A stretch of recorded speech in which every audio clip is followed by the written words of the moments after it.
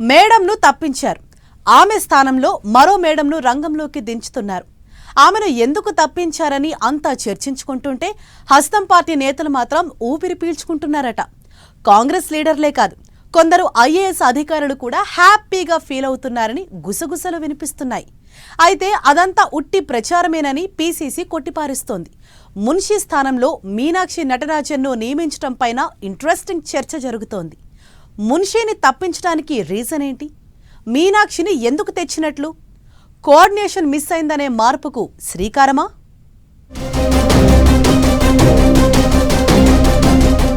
Telangana Congress party ఇన్ఛార్జిను మార్చిన అధిష్టానం.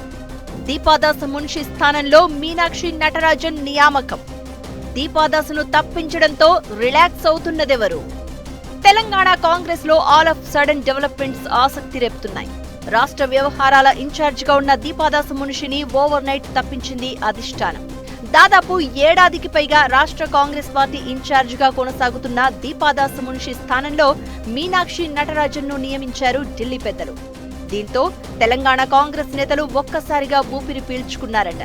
పలువురు మంత్రులు, ఎమ్మెల్యేలు, కొంతమంది అధికారులు కూడా రిలాక్స్ గా ఫీల్ అవుతున్నారన్న గుసగుసలు గాంధీ భవన్ లో వినిపిస్తున్నాయి.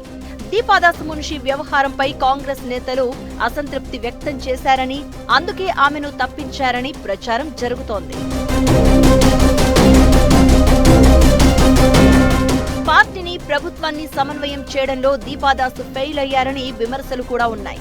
పార్టీలో సీనియర్లను ఏమాత్రం పట్టించుకోకుండా తనకంటూ ఓ వర్గాన్ని ఏర్పాటు చేసుకుని దీపాదాస్ మున్షి ఏకపక్షంగా వ్యవహరించారని నేతలు గుర్రుగా ఉన్నారట. ప్రభుత్వంలో కీలకంగా ఉన్న వారితో కూడా దీపాదాస్ కు ఏమాత్రం కోఆర్డినేషన్ లేదని చెప్తున్నారు.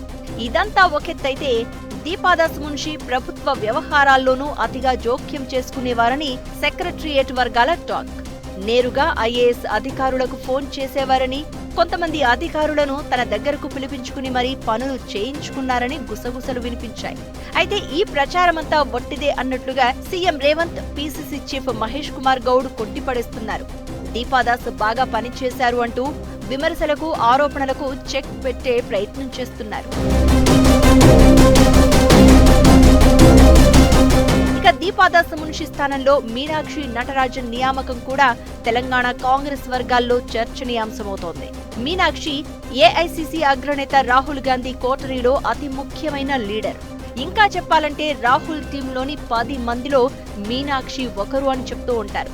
రాహుల్ గాంధీ ఎన్నికలకు ముందు ప్రతిష్టాత్మకంగా నిర్వహించిన భారత్ జోడో యాత్రలో మీనాక్షి కీలక పాత్ర పోషించారు. రాహుల్ కు అత్యంత నమ్మకమైన నాయకురాలైన మీనాక్షి నటరాజన్ను తెలంగాణ కాంగ్రెస్ వ్యవహారాల ఇన్ఛార్జిగా పంపించడం వెనుక ఆంతర్యం వేరే ఉందన్న చర్చ జరుగుతోంది. తెలంగాణలో కాంగ్రెస్ ఏడాది పాలనపై రాహుల్ గాంధీ అంతగా సంతృప్తిగా లేరట.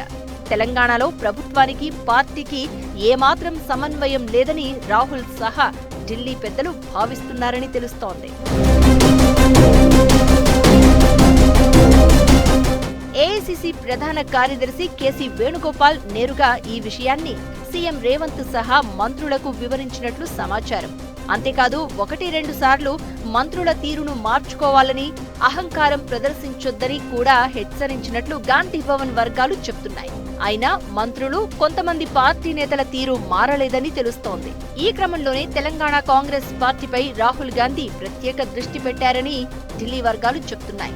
అందులో భాగంగానే ఆయన టీంలోని కీలకంగా ఉన్న మీనాక్షి నటరాజన్ను రాష్ట్ర పార్టీ వ్యవహారాల ఇన్ఛార్జిగా నియమించారు అన్న టాక్ వినిపిస్తోంది.